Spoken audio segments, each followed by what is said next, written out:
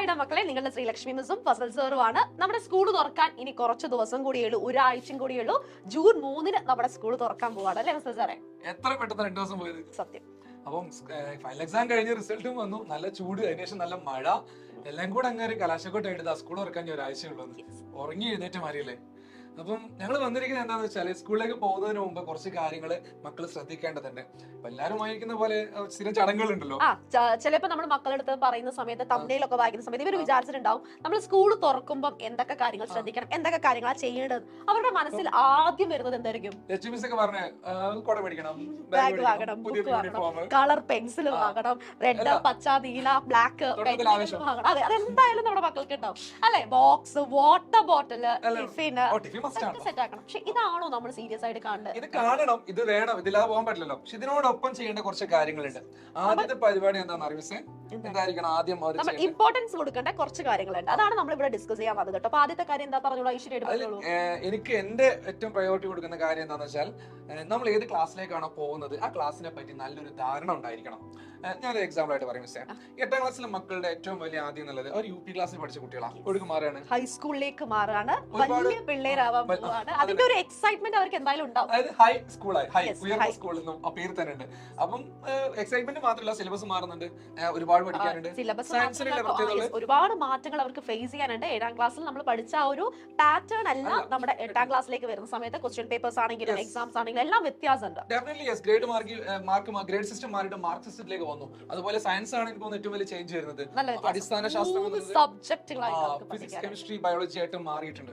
അതേപോലെ നമ്മൾ 9th standard case എടുക്കുകയാണെങ്കിൽ അവരാണ് ഏറ്റവും വലിയ എന്താ പറയാ ടാസ്ക് ഫേസ് ചെയ്യാൻ പോകുന്നത്. കാരണം ടെക്സ്റ്റ് ബുക്ക് കംപ്ലീറ്റ് എല്ലാ സബ്ജക്റ്റിനും മാറിയിട്ടുണ്ട്. വലിയൊരു ടാസ്ക് തന്നെയാണ്. സോഷ്യലെ സംബന്ധിച്ച് പറഞ്ഞാൽ മൊത്തം ടഫായിട്ട് മാറി. സത്യമായിട്ട് പറഞ്ഞാൽ ടഫായിട്ട് മാറിയിട്ട്. പക്ഷെ അത് പേടിക്കൊന്നും വേണ്ട, ഞങ്ങൾ ഡേഗണ്ട് കൂടെ വേറെ കാര്യം. അപ്പം 9ാം ക്ലാസ്സിൽ നോക്കേണ്ടത് പുതിയ ടെക്സ്റ്റ് ബുക്ക് എത്തിയിട്ടുണ്ടോ,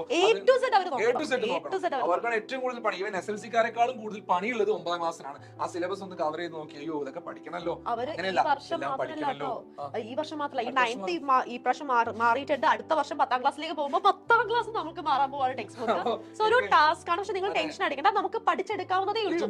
ആട് സിനിമയിൽ ഡ്യൂഡിന്റെ ഡയലോഗ് ഓർമ്മ, എന്നെക്കാളും ഗതികെട്ടോ ആരുണ്ട്. അപ്പം 9ാം ക്ലാസ് വരെ പേടിക്കേണ്ട, നിങ്ങളെ കൂടെ ഞങ്ങൾ ഉണ്ടായിരിക്കും. നമ്മുടെ ആദ്യം തന്നെ എല്ലാ കാര്യവും നിങ്ങളിലേക്ക് എത്തിക്കാൻ വേണ്ടി മാക്സിമം നമ്മൾ ശ്രമിക്കാത്ത കാര്യം. പിന്നെ 10ാം ക്ലാസ് പറയുന്നത് കുറച്ച് ഗൗരവത്തോടു കൂടിയാണ് പറയുക അല്ലെ. എല്ലാവരും അങ്ങനെയാണ് പറയുക. ഞങ്ങൾ പറയും, പേരന്റ്സ് പറയും, ടീച്ചർ പറയും, നിങ്ങൾക്ക് മാത്രം ഉണ്ടാവില്ല. വേറൊന്നുമല്ല, 10ാം ക്ലാസ്സിലാണ് അവർ പബ്ലിക് എക്സാം എഴുതാൻ പോകുന്നത്. എല്ലാവരും ഒറ്റ നോക്കുന്ന ഒരു വർഷം കൂടിയാണ്. സോ നമ്മൾ അക്കാഡമിക് സൈഡ് നോക്കുമ്പോൾ നമ്മൾ എന്ത് ചെയ്തിരിക്കണം, നമുക്ക് കറക്റ്റ് ആയിട്ട് നമ്മുടെ ടെക്സ്റ്റ് ബുക്ക് എന്താണ്, അല്ലെങ്കിൽ നമ്മൾ ആ ഒരു ക്ലാസ്സിനെ കുറിച്ചുള്ള ഒരു ധാരണ നമുക്ക് തീർച്ചയായിട്ടും ഉണ്ടായിരിക്കണം. അതാണ് ആദ്യം നമ്മൾ ടീച്ചേഴ്സിനോട് ചോദിക്കാം, ഞങ്ങളോട് ചോദിക്കാം, അല്ലെങ്കിൽ മറ്റു നിങ്ങൾക്ക് കഴിഞ്ഞ ആൾക്കാരോടൊക്കെ ചോദിക്കാം എങ്ങനെയാന്നുള്ളത്. പക്ഷെ നിങ്ങൾ ചോദിക്കുമ്പോൾ പറയാത്തൊരു കാര്യമുണ്ട്. കഴിഞ്ഞ വർഷത്തെ പോലെയല്ല SLC, മാറ്റങ്ങളുണ്ട്. വിദ്യാഭ്യാസ മന്ത്രി പറഞ്ഞിട്ടുണ്ട് 30% മാർക്ക് എഴുതി മേടിച്ചാൽ മാത്രമേ പാസ് ആവുന്നുള്ളൂ. ഇമ്പോർട്ടന്റ് ആയിട്ടുള്ള അപ്ഡേറ്റ്സുകളും കാര്യങ്ങളും ഒക്കെ വന്നിട്ടുണ്ട്. അപ്പൊ അതൊക്കെ ശ്രദ്ധിക്കുക. അതൊക്കെ നമ്മുടെ ചാനലിലൂടെ സ്ഥിരമായിട്ട് അപ്ഡേറ്റ് ചെയ്തിരുന്നുണ്ട്. ഇതാണ് നമുക്ക് പറയാനുള്ള അക്കാഡമിക്കലി നമുക്ക് പറയാനുള്ള കുറച്ച് കാര്യങ്ങൾ. ഇനി എന്താ വിഷയം ശ്രദ്ധിക്കേണ്ട കാര്യം? രണ്ടാമത്തെ ഇമ്പോർട്ടന്റ് ആയിട്ട് എനിക്ക് ഫീൽ ചെയ്യുന്ന ഒരു കാര്യം, രണ്ടാമത്തല്ല നമ്മുടെ നിത്യജീവിതത്തിൽ ഇമ്പോർട്ടന്റ് ആയിട്ടുള്ള ഒരു കാര്യമാണ് ഉറക്കം എന്ന് പറയുന്നത് അല്ലെ. നമ്മൾ നന്നായിട്ട് ഉറങ്ങിയാൽ മാത്രമേ പിന്നെ ഫസ്റ്റ് ഫുൾ ടൈം ഉറങ്ങിയാണ്, അത് വേറെ കാര്യം. നന്നായിട്ട് ഉറങ്ങിയാൽ മാത്രമേ നമുക്ക് എന്ത് ചെയ്യാൻ പറ്റുള്ളൂ, നല്ലൊരു ദിവസം നമുക്ക് സ്റ്റാർട്ട് ചെയ്യാൻ പറ്റുള്ളൂ അല്ലെ. ഫ്രഷ് ആയിട്ട് വേണം നമ്മൾ എണീക്കാൻ വേണ്ടിയിട്ട്. അതായത് ശരീരത്തിനും നമ്മുടെ അധ്വാനത്തിനൊപ്പം അതുപോലെ വിശ്രമം വേണം. അപ്പൊ അധ്വാനിക്കുന്ന നിങ്ങൾ പഠിക്കുന്നത് ഒരു അധ്വാനം തന്നെയാണ്. പഠനം മാത്രമല്ല, അവരുടെ ആ ഒരു യങ് ഏജ് എന്ന് പറയുന്നത് ഭയങ്കര വൈബ്രന്റ് ആയിട്ടുള്ള ഏജ് ആണ്. അപ്പൊ ഭയങ്കര എനർജി ആയിരിക്കും. ആ എനർജി മുഴുവൻ അവർ യൂട്ടിലൈസ് ചെയ്യും. ഓടിക്കളിച്ച് ചാടിക്കളിച്ച് പല കാര്യങ്ങളുണ്ടാവും. 8 മണിക്കൂർ ഈ പ്രായത്തിൽ ഉറങ്ങിയിരിക്കണം. 8 മണിക്കൂർ നിർബന്ധമായിട്ട്. അതിന് വേണ്ടി ചെയ്യേണ്ടത് എന്താ മിസ്സേ? അതിന് വേണ്ടിയിട്ട് നമ്മൾ നേരത്തെ കിടന്നുറങ്ങണം, നേരത്തെ ഇരിക്കണം.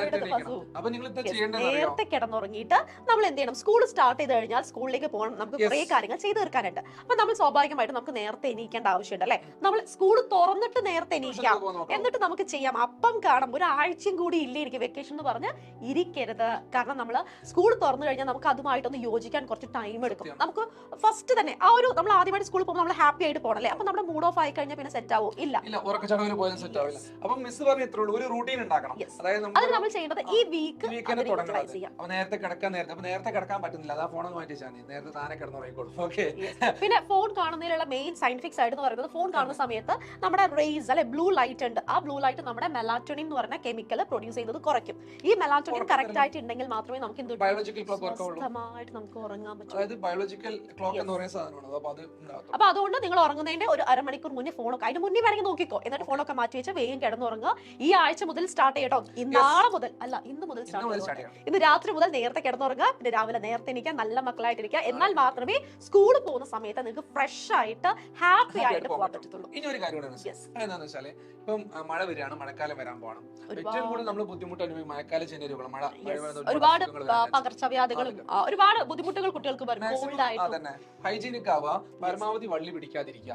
വള്ളിയേറെ ഞാൻ കേട്ടത് വെള്ളം കുടിക്കാതിരിക്കാതെ, അതായത് പോയിട്ട് പ്രശ്നങ്ങൾ ഇടപെടാതിരിക്കുക. കുറച്ച് മഴ കൊള്ളും, ആ ചുമ്മാ മഴ ഒന്ന് കൊണ്ടേക്കാം. ഏതെങ്കിലും പുഴയിൽ വെള്ളം വന്നു കഴിയുമ്പോൾ പോയി ചാടിയിടും എന്ത് ചെയ്യരുത്, പോയിട്ട് മഞ്ഞപ്പിത്തോ വല്ലതും പിടിച്ച് വരരുത്. അതാണ് എനിക്ക് എടുത്തു പറയാനുള്ളത്. കാരണം ഇപ്പത്തെ സീസണിൽ നിങ്ങൾ എടുത്ത് നോക്കിയാൽ പല സ്ഥലങ്ങളിലും മഞ്ഞപ്പിത്തം നന്നായിട്ട് വരുന്നുണ്ട്.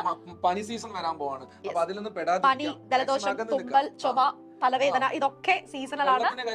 ചുടുവെള്ളം മാത്രം കുടിക്കുക, തിളപ്പിച്ചാറിയ വെള്ളം ചുടുവെള്ളം മാത്രം കുടിക്കുക, പച്ചവെള്ളം കുടിക്കരുത്. പരമാവധി ഫ്രിഡ്ജിൽ നിന്ന് വെള്ളം എടുത്ത് കുടിക്കുന്ന പരിപാടി ഉണ്ടല്ലോ, നിർത്താം. അതേപോലെ നിങ്ങൾ നന്നാവും. പിന്നെ എടുത്തു പറയുന്ന ഒരു കാര്യം, മക്കളെ നിങ്ങൾ സ്കൂളിൽ പോകുന്ന സമയം നിങ്ങൾ പുറത്തുനിന്നൊന്നും വെള്ളം കുടിക്കാതെ ഇരിക്കുക. കാരണം ഇപ്പോഴത്തെ സിറ്റുവേഷൻ അങ്ങനെ ആയതുകൊണ്ടാണ്. മാക്സിമം നിങ്ങൾ പുതിയ വാട്ടർ ബോട്ടിലൊക്കെ വാങ്ങിച്ചിട്ടുണ്ടാവല്ലോ, ഭംഗിക്ക് വാങ്ങിച്ചതല്ല, അത് നിറച്ചും വെള്ളം എടുക്കുക, വീട്ടിൽ നിന്ന് തന്നെ എടുക്കുക.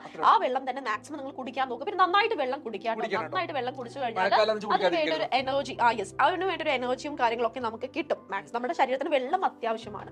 സോ വെള്ളം നിങ്ങൾ വീട്ടിൽ തന്നെ കൊണ്ടുപോവുക, നല്ല മക്കളായിട്ട് സ്റ്റേബിളൈസ്ഡ് ആയിട്ടിരിക്കുക, ഹെൽത്തി ആയിട്ടിരിക്കുക, പക്കാ സെറ്റ് ആയിട്ടിരിക്കുക. എന്നാലും നമുക്ക് പോകുമ്പോൾ ഒരു ഉന്മേഷം ഉണ്ടാകത്തുള്ളൂ. പനി പിടിച്ച് ഫസ്റ്റ് ഡേ ക്ലാസ്സിന് പോകുന്ന അയ്യോ ആദ്യ ദിവസം ക്ലാസ്സിന് പോവാതിരിക്കാൻ ഭയങ്കര ബുദ്ധിമുട്ടാണ്, ക്യാച്ച് ചെയ്യാനൊക്കെ ബുദ്ധിമുട്ടായിരിക്കും. ഇടയിൽ പോകുന്ന പോലെയല്ല. പിന്നെ ഒരു എൻജോയ്മെന്റ് നമുക്ക് ഫ്രീ ആയിട്ട് ആസ്വദിക്കാൻ പറ്റില്ല. ഈ പറഞ്ഞ 8ാം ക്ലാസ് ആവട്ടെ, 9ാം ക്ലാസ് ആവട്ടെ, 10ാം ക്ലാസ് ആവട്ടെ, ഇതെല്ലാം നമ്മൾ ആസ്വദിച്ചിട്ട് വേണം നമ്മൾ പഠിക്കാൻ. അല്ലെ, പഠിക്കാൻ വേണ്ടിയിട്ടാണ് പോകുന്നത്, പക്ഷെ ആസ്വദിക്കേണ്ട പല കാര്യങ്ങൾ നമ്മുടെ സ്കൂൾസിലുണ്ട്. സോ അതൊക്കെ ഫ്രീ ആയിട്ട് ആസ്വദിക്കണമെങ്കിൽ ഈ കാര്യങ്ങളെല്ലാം നമ്മൾ ശ്രദ്ധിക്കണടാ. അയ്യോ പറച്ചിൽ കേട്ടാ എനിക്ക് കഷ്ടപ്പെട്ട് പഠിക്കലാണ്. അല്ല, ജീവിതം എന്ന് പറയുന്നത് നമുക്ക് ഒന്നേ ഉള്ളൂ. ആ ഒരു ജീവിതം നമ്മൾ ആസ്വദിച്ച് തീർക്കണം. നമ്മുടെ ഫ്രണ്ട്സിനെ കൂടെ നിങ്ങൾ ആദ്യ ദിവസം ഫ്രണ്ട്സിനെ കാണാൻ പോകണം, അല്ലെങ്കിൽ നിങ്ങൾ മൊത്തം പനി പിടിച്ച് ചടഞ്ഞിരിക്കുമ്പോൾ ഭയങ്കര ബുദ്ധിമുട്ടല്ലേ. അപ്പൊ എല്ലാം പ്രിപ്പയർ ആയി പോയി കഴിഞ്ഞാൽ ഒരു പ്രശ്നമില്ല, നിങ്ങൾ കൂളായിട്ട് എല്ലാം ചില്ലായിട്ട് ചെല്ലാൻ പറ്റും. അപ്പൊ അത് ഉണ്ടാവട്ടെ. പിന്നെ എന്തെങ്കിലും സംശയം ഉണ്ടെങ്കിൽ നിങ്ങൾക്ക് കമന്റ് ബോക്സിൽ ചോദിക്കാം. ഞങ്ങൾ രണ്ടുപേരും ഉണ്ടാവും, നിങ്ങളുടെ ഡൗട്ട്സ് ഒക്കെ ക്ലിയർ ചെയ്ത് തരാൻ. സ്കൂളിൽ പോകുന്നതിന്റെ മുന്നേ എന്തെങ്കിലും കാര്യങ്ങൾ അറിയാനുണ്ടെങ്കിൽ അതൊക്കെ ചോദിക്കാം. മാക്സിമം ഷെയർ ചെയ്യുക, സബ്സ്ക്രൈബ് ചെയ്യുക. ഓക്കെ, ബാക്കി അപ്ഡേറ്റ്സ് ഒക്കെ നിങ്ങളെ തേടി വരും ചാനലിലൂടെ. All the very best. By.